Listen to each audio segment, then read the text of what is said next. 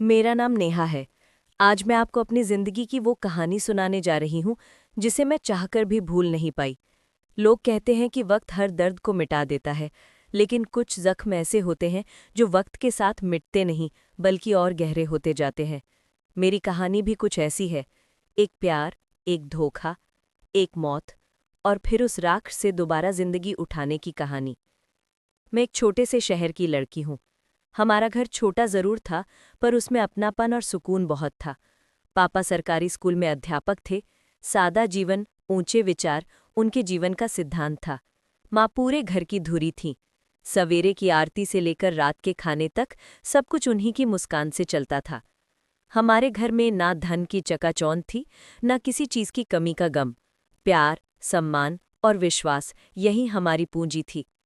पापा अक्सर कहा करते, बेटी जिंदगी में किसी का दिल मत तोड़ना और अपने आत्मसम्मान से कभी समझौता मत करना।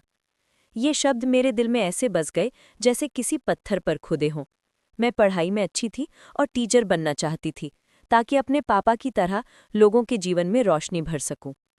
जब मेरी उम्र 24 साल की हुई तो मेरे लिए रिश्ते आने लगे। एक दिन पापा ने मुस्कुराते हुए कहा, नेहा, एक रिश्ता आया है, लड़का बहुत अच्छा है, नाम है आदित्य।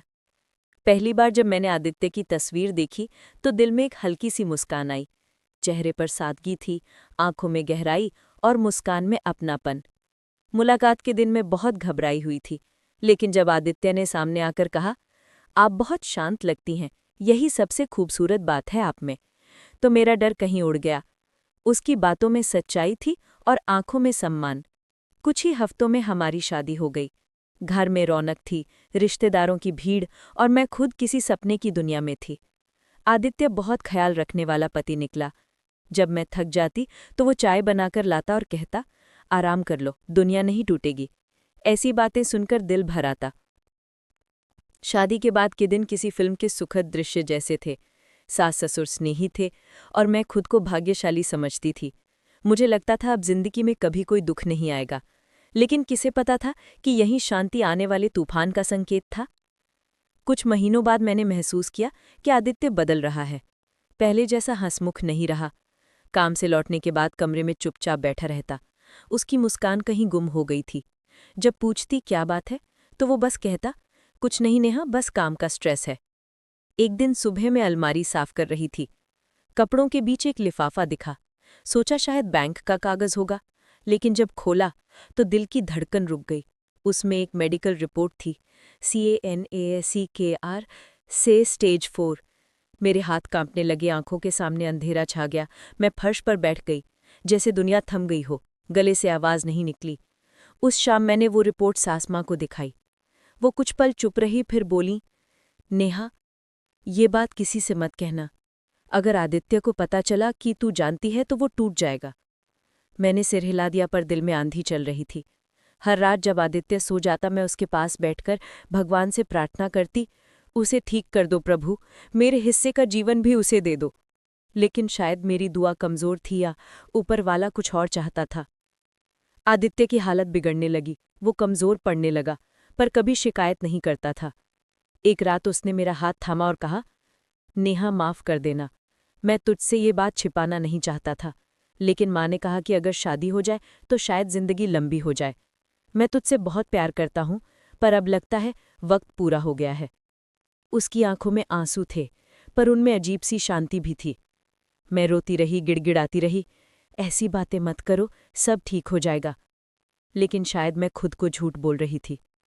कुछ ही हफ्तों बाद वो चला गया। मेरे जीवन का सूरज बुझ गया। जब उसकी चिता की आग भड़की तो लगा जैसी मेरी सांसें भी जल रही हैं। उस दिन मैंने जाना, प्यार जितना गहरा होता है, उसकी कमी उतनी ही तकलीफ देती है। आदित्य की जाने के बाद मेरे जीवन में सन्नाटा छा गया। सास के शब्द अब बदल गए थे। एक दिन उन्होंने मेरे हाथ में सफ़ेद साड़ी थमा दी और कहा, अब इसी में रहना, तू मनहूस है, मेरे बेटे को खा गई। वो शब्द मेरे दिल में तीर की तरह उतर गए। मैंने बहुत विनम्रता से कहा, माँ जी, मैं भी उतना ही दुखी हूँ जितना आप हैं। पर उन्होंने झिड़क दिया, हमारा रिश्ता अब खत्म है, इस घर से चली जा। उस दिन मैं दरवाजे के बाहर खड़ी थी, हाथ में सिर्फ कुछ कपड़े और आंखों में बाढ़ सा दर्द। पीछे मुड़कर देखा तो वो घर जो कभी मेरा था अब पराया लगने लगा था। मैं अपने मायके लौट आई। दरवाज़ा पापा ने खोला।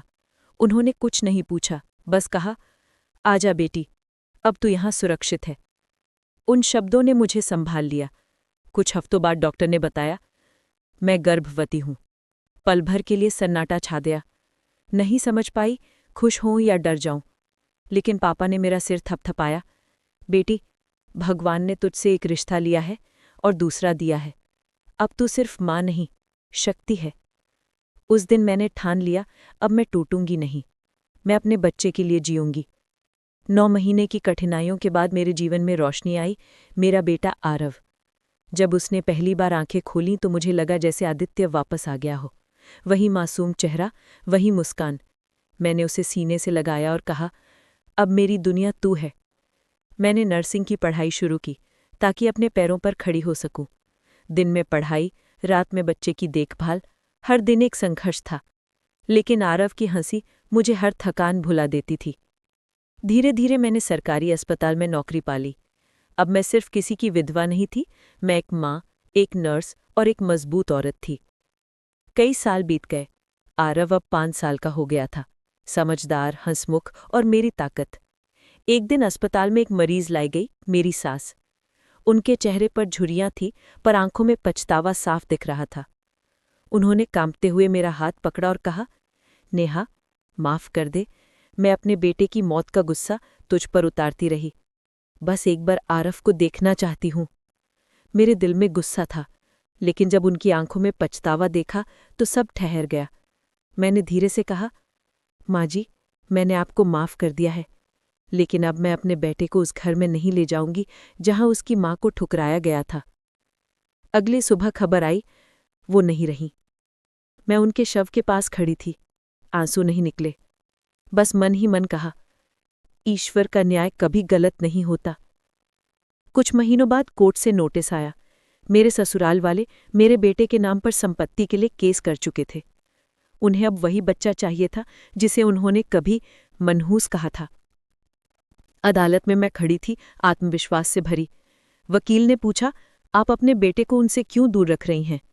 मैंने शांत स्वर में कहा, क्योंकि मेरा बेटा उनकी विरासत नहीं, मेरी शक्ति है।